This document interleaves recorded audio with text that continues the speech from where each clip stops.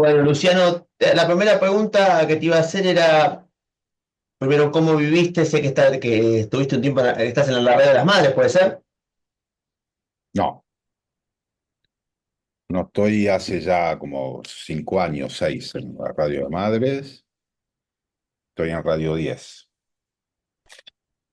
Te quería preguntar cómo habías vivido o qué análisis hiciste sobre el triunfo de Javier Milei en 2023. Quería preguntarte primero, cómo lo viste personalmente y cómo te pegó cuando en agosto salió primero, qué análisis hacías durante esos meses y cómo te pegó el triunfo de Milei en el balotaje. Bueno, desde el campo popular parecía una bolilla negra.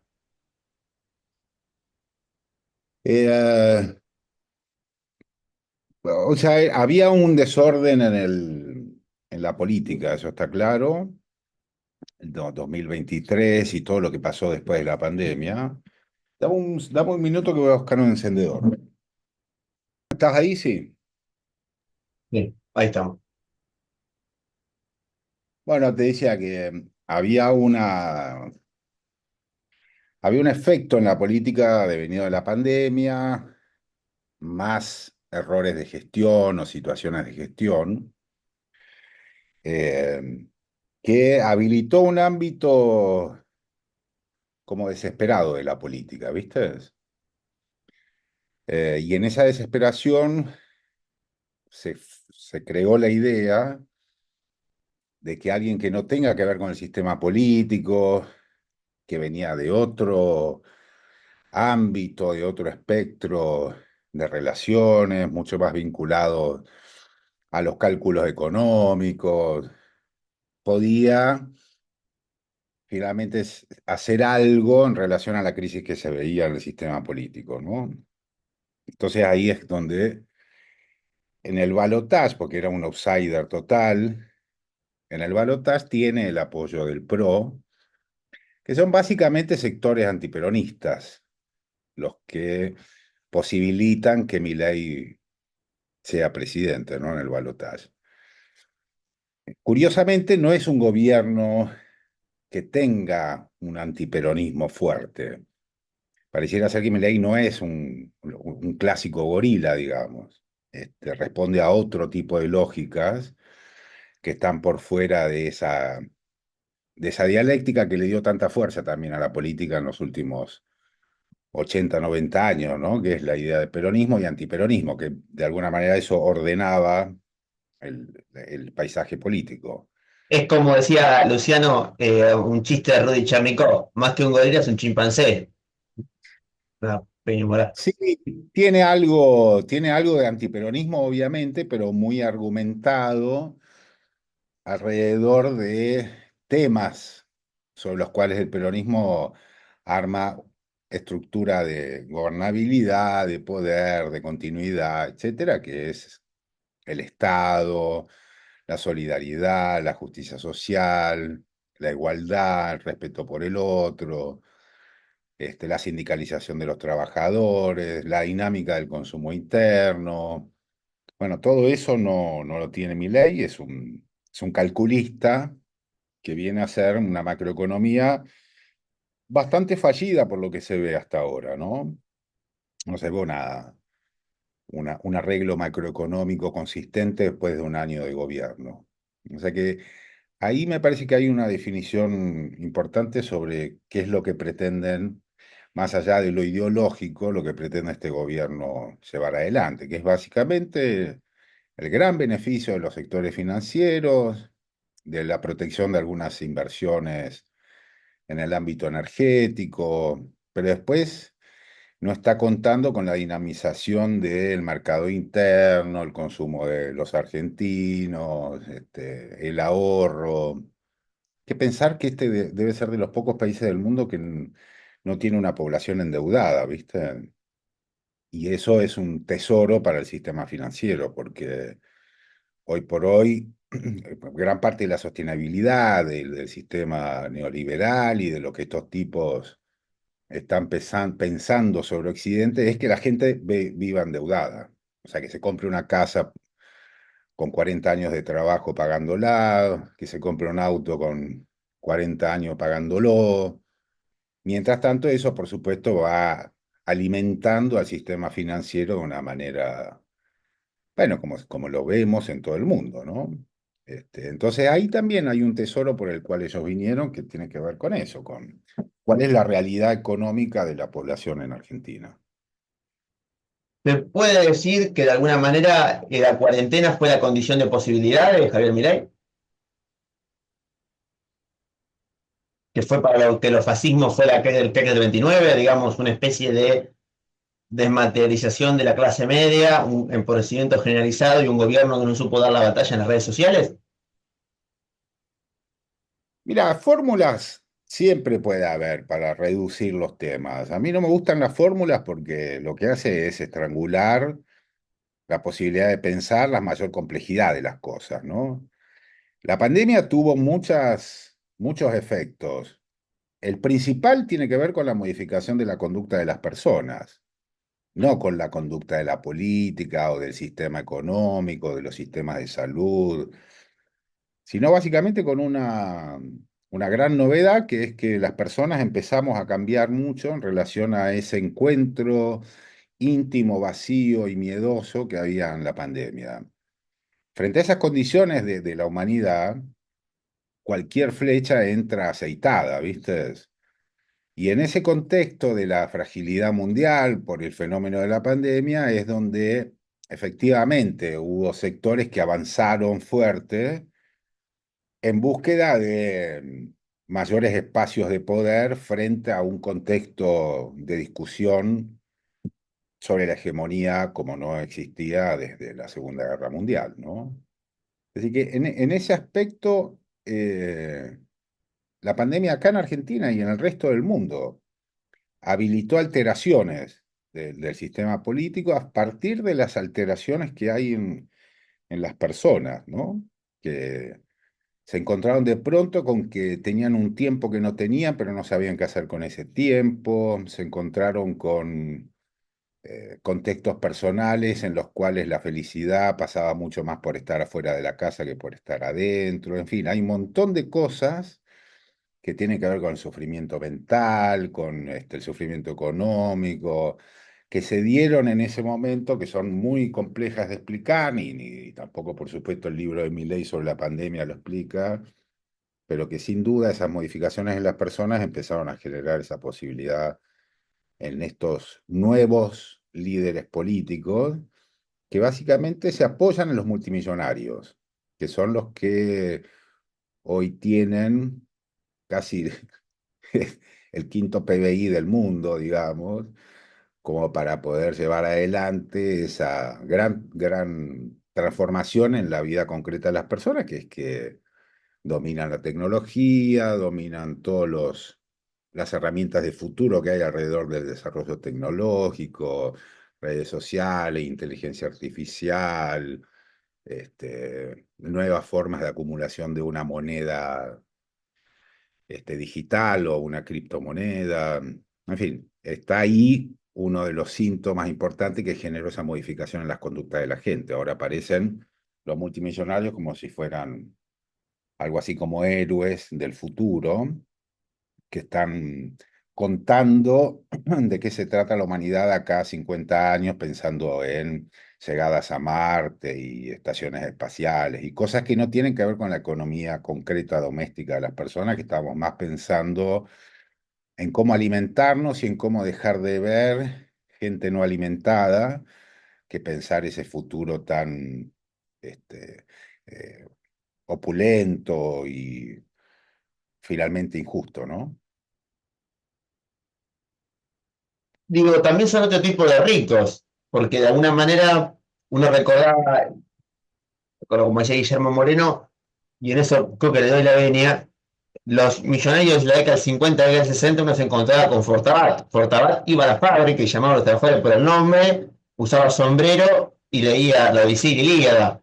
Digo, Elon Musk, yo creo que nunca en su vida conoció a los empleados de su fábrica, o directamente no tienen fábrica, son millonarios de cartón, son millonarios de transferencia electrónica, son millonarios de castillos de cristal. Y esos castillos de cristal necesitan más que trabajo lobby. Digo, se ha cambiado ese empresario, digamos, ese burgués nacional o ese hombre que vivía en un piso en Recoleta por una especie de por los cositortos, digamos. Pasamos de Fortabat a cositorto en, digamos, estos ricos argentinos. También muestra una decadencia de las clases altas de las clases altas de la Argentina, en espejo de lo que pasa en el mundo, ¿no? Pero no sé si es decadencia, ¿eh? Es transformación. Después puede ser, podemos juzgarlo y pensar si es algo para abajo o es algo para arriba. Lo concreto es que está pasando y que estamos obligados a pensarlo con, sin los juicios, digamos, que conlleva la naturaleza así, bien veloz y precaria, digamos, ¿viste? O sea, hay que empezar a desempuñar, hay que quitarse la idea de que uno está empuñando convicciones frente a un mundo de tanto desconcierto.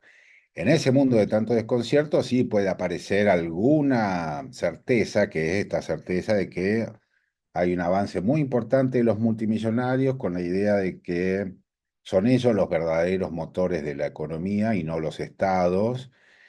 Y tampoco por supuesto, como toda gran nueva economía, no tiene personas, son sistemas, son organizaciones, son esqueletos, digamos, en el cual el aspecto humano no tiene mucho peso, digamos, no tiene, antes se daba trabajo y si querés se contactaba con un trabajador o con un representante de los trabajadores y demás, como para darle un aspecto más humano al proceso de producción de dinero. Y ahora pareciera ser que no hace falta eso, o sea que con que uno forme parte del engranaje ya es suficiente, ¿no?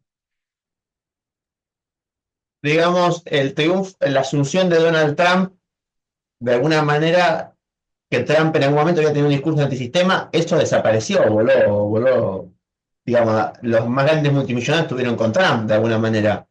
Pareciera que ese discurso antisistema fue cediendo a un discurso, si se quiere, protofascistón, un discurso, si se quiere, muy de macho blanco, que si bien Trump lo tenía, eh, no era tan no era tan elitista Trump en su vez anterior, como que veo que inclusive las nuevas derechas, digamos, la elitización, la financiarización también le pega. ¿Qué opina de Trump? Sí, es verdad, tiene toda esa figura de macho blanco, pero es un macho anaranjado, no es blanco, ¿viste? Quiero decir, va y vuelve en sus colores, qué sé yo, dice, la OMS es una cagada, es una mierda, no sirve para nada, me voy de acá, la desfinancio y después dice, no, mejor quiero que el jefe de de la OMS sea un norteamericano. O sea que también hay que tener un poco como de cuidado o de atención frente a una cosa que está muy presente en estos nuevos personajes, manipuladores, que además cuentan con estructuras grandes de comunicación en función del fenómeno de la manipulación, es que por ahí hacen mucho ruido y no hay tantas nueces, ¿viste? Eh, en algún sentido hay un asustar, meter miedo en parte de la sociedad, desconcertarla, ponerla en estados abismales. eh, y en el fondo no están en una gran modificación respecto de las relaciones de producción o de la economía. Están reproduciendo algo que en la historia de la humanidad se conoce desde hace mucho tiempo, que es primitivizar todas las relaciones, ¿no? Ahí está la clave para mí de esto, que es volver todo primitivo, volver todo elemental, básico, y por supuesto, con la consigna de tengo una certeza, pero si no te gusta, tengo otra, digamos. También eso lo hacen. Digamos que se puede decir que, digamos, del anarcocapitalismo que proponía Milei, de la supuesta dolarización, el cierre del Banco Central, no quedó nada. Digo, No, no, no. que se No, el queda en tipo el dice ritmo económico machazo, digamos, no, básicamente. dice narcocapitalismo, pero interviene en el mercado del dólar durante un año poniendo 20.000 millones de dólares. Eso, un Estado anárquico capitalista o anarcocapitalista no haría nunca eso, ¿no? Por eso te digo que son un poco mentirosos. Hacen asustan, dicen vamos a quemar el Banco Central, vamos a dolarizar, y hacen exactamente lo opuesto. Entonces, ese fenómeno de no encontrarse con la verdad de las palabras o la verdad de lo que dicen, sí forma parte de una atmósfera que está teniendo la humanidad, que es eh, como una especie de patoteada vacía, como si el patotero fuera un peleador de catch, ¿viste? Está muy, muy, muy puesto eso en la escena política, que La hacen catch. bravuconada. Parece que se pelean, pero no están peleando. Y las verdaderas peleas que siempre existen están en otro plano, mucho más sutil y mucho más silencioso, que por supuesto este tipo de bravuconadas de la política no está pretendiendo resolverla, ¿no? Como que tiene una cosa medio de bravucón adolescente, medio de chico de 14 15 años, presidente, ¿no? Digamos, Y pasa mucho eso, pasa mucho, viste que es como el acusador o el bulinista de redes, al que de pronto te lo encontrás y le decís, che, vos me dijiste que yo soy un hijo de puta. No, te dice, no, yo no dije nada, no. O sea que esa conducta falsa, digamos, de ponerse detrás de un personaje bravucón, patotero, pero que finalmente no está dispuesto a defender esa posición, es decir, sí, el típico caso del luchador de catch, que simula, bueno, es un poco lo que está pasando, sí. Son mucho más miedosos de lo que uno supone. O sea, la valentía no es un valor, digamos, que tengan, como lo han tenido otros movimientos de la política, ¿no? Acá ni hay valentía ni hay osadía. Lo que hay es como una especie sí, de movimiento de catch, o sea, una exageración respecto a un golpe que no existe. una especie de insulto con hinchada, digamos, Por ahí va. en la cual también está cayendo cierto periodismo también. Por supuesto que sí, claro, sí. No, cae todo. O sea, no solamente el periodismo, cae el taxista, el farmacéutico, el vendedor de chocolatines. O sea, todos empiezan a administrar la lógica de que te voy a pegar una piña, ¿eh? Ten cuidado que te voy a pegar una piña, pero esa piña es inexistente, no está. Por ahora no está, qué sé yo. Recién estaba leyendo, por ejemplo, el caso este de Punta del Este, en donde un guardavidas le dice a una mujer que saque a su niñito de 3 años de esa zona porque era peligrosa, ¿no? Entonces la mujer, en vez de decir que sí, deja al niño en el agua y va a buscar a su marido para que le venga a pegar al guardavidas. Entonces el niño, mientras tanto, se queda en el agua y empieza a ahogarse, el guardavidas logra sacarlo, y viene el padre, le retira al niño y le pone una piña al guardavidas.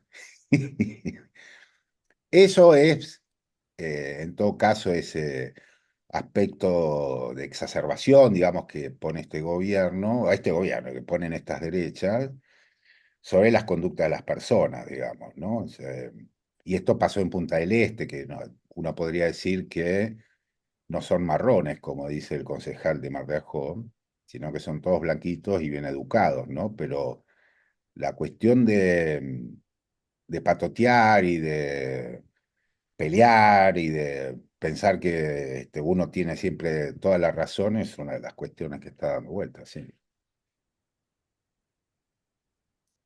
En ese marco, digamos, estas elecciones, ¿cómo ves que se puede dar el panorama de alguna manera? Porque digamos, como el peronismo está un poco perdido, o no está encontrando el rumbo de alguna manera, porque digamos, no, programáticamente las tribus están muy peleadas. Sí, yo creo que es parte de la estrategia también que tienen estos facilistas de la vida, digamos, que es han destruido como los pilares sobre los cuales los sistemas políticos se paran. Y no es un problema que tenga el peronismo, lo tiene también el PRO, lo tiene el radicalismo, y si vas a otros lugares del mundo, esto también está reflejado con los matices de cada uno de los países, ¿no? Es decir, hay una perturbación en el sistema político y me parece que hay también una conversación hacia adentro en el que se deberán definir varias cosas. El peronismo tiene cosas para definir y verá qué es lo que hace para este año, que yo creo que va a ser un año medio de conversaciones, ¿viste? De poca acción política o de acciones muy así como la marcha universitaria, la marcha por los derechos LGTB, en fin, cosas en las que estamos todos muy de acuerdo, pero por ahora no le veo ni al peronismo ni al resto de las fuerzas políticas la capacidad de pararse con una contundencia distinta frente a lo que está, frente a la locura que está planteando este gobierno, ¿no?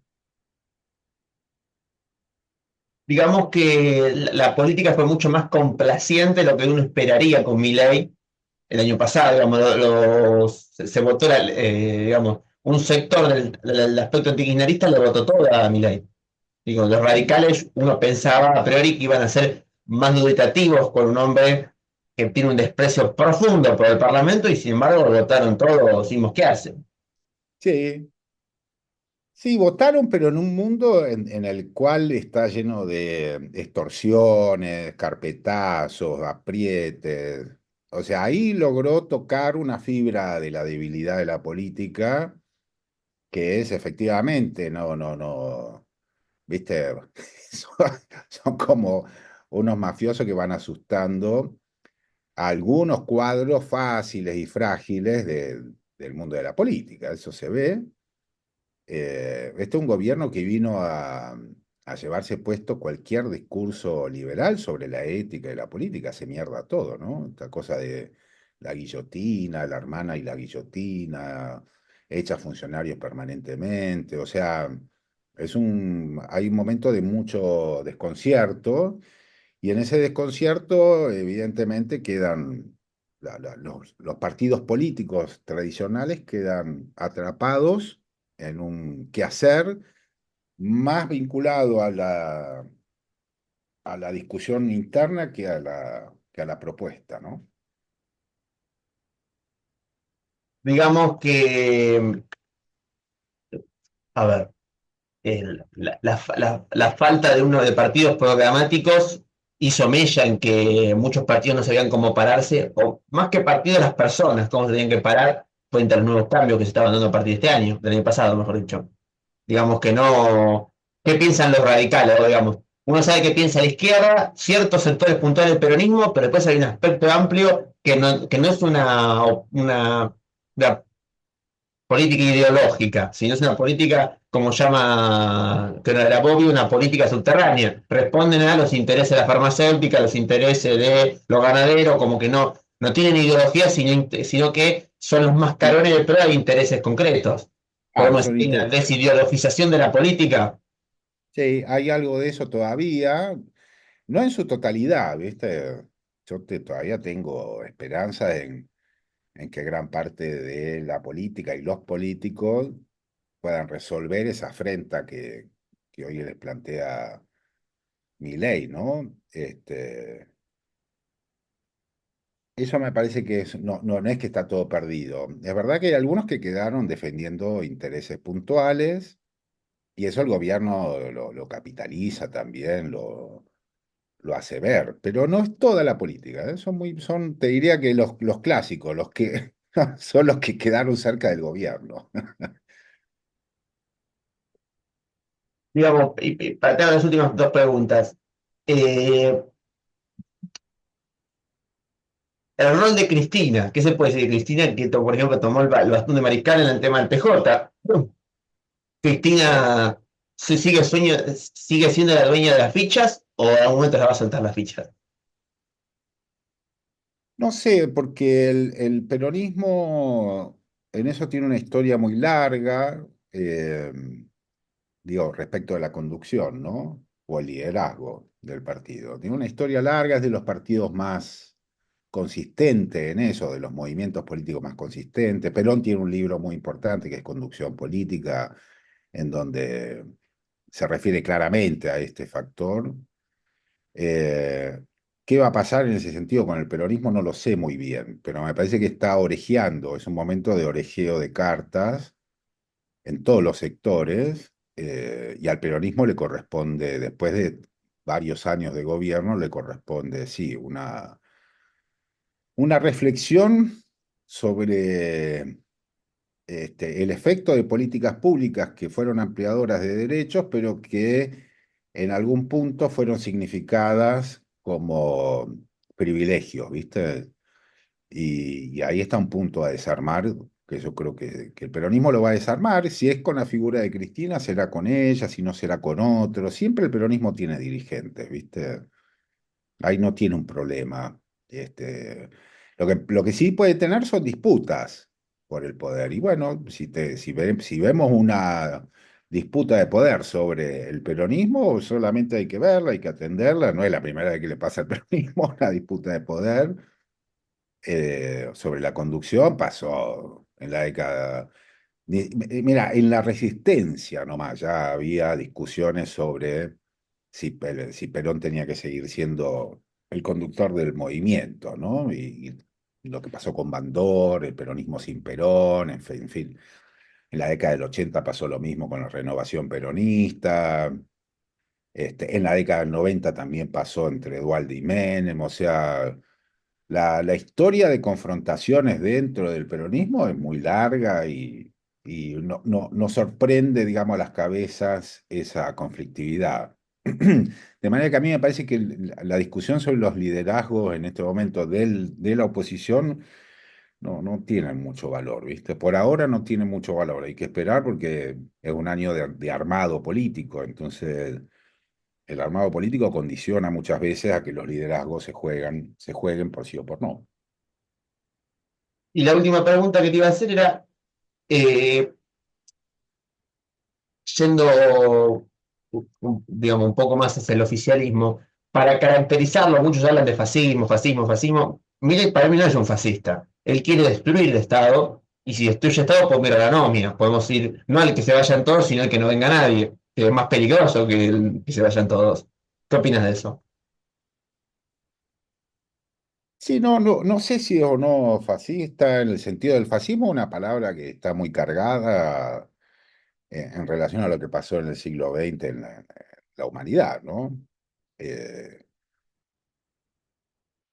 a ver, si Milei es o no fascista, qué sé yo, habrá que verlo. Sí es cierto que se lleva puesto todo, o sea, que no le importan las relaciones internas de su fuerza política y tampoco le importan demasiado las relaciones con el resto de los partidos, ¿no? Lo que hace es subestimarlos, y finalmente sentarlos y ofrecerles una plata para que le voten. O sea, es más vieja política posible, ¿no? Así que no, yo todavía no le metería la connotación de fascista. Sí podemos decir que son autoritarios y impulsivos, o sea que tienen casi todos los rasgos del fascismo, pero me parece que no tienen la consistencia ideológica, digamos, que tenía el fascismo, ¿no? Estos son como también son unos fascistas de catch, ¿viste? O sea, no alcanzan, no llegan, no les da el piné, sería para hacer lo que dicen que son. Finalmente son unos cagones, o sea, no Una, tienen esa cosa que pregonan, ¿viste? una especie de estupidismo sería. Sí, pero es un estupidismo con maldad. Por eso los personajes que son emblemáticos, digamos, del gobierno, tienen esa mezcla. Son una mezcla de estúpidos malos. Se ve en los jóvenes, ¿no? En las generaciones jóvenes que apoyan a este gobierno, que ni se les ocurre agarrar un libro, digamos, o qué sé yo, procesar lo que ocurre de una manera un poco más historizada, más compleja. Están en una pura reacción y eso sí los convierte en estúpidos y malos, porque los reaccionarios, o la reacción es un sentimiento muy precario, ¿viste? De la vida, muy fácil, muy superficial, ¿viste? Muy epidérmico, ¿no? Sí, pero tampoco son violentos, digamos, como que pueden ser más como digamos, el que le pega a un viejo y colecciona bastones, o el que le pega a un nene chiquito para sacarle caramelo, o una cosa así sería, ¿no? Sí, sí, esa es la estupidez mala, claro. En el fondo tienen un rasgo infantil muy fuerte también, ¿viste? Se nota porque se visten de superhéroes, qué sé yo, o sea, tienen cosas infantiles, pero no todo lo infantil es ingenuo, ¿viste? Hay formas de la infantilismo o de la infantilidad que son violentas y eso es un poco lo que este gobierno apuesta, ¿viste? Que son, yo insisto con esa figura, para mí son esos personajes como los cosplay, ¿no? Que se transforman en algo y piensan que ese algo tiene un valor de dignidad, ¿viste? Cuando en realidad es todo un chiste, nada más. Bueno, y con eso dejo de grabar.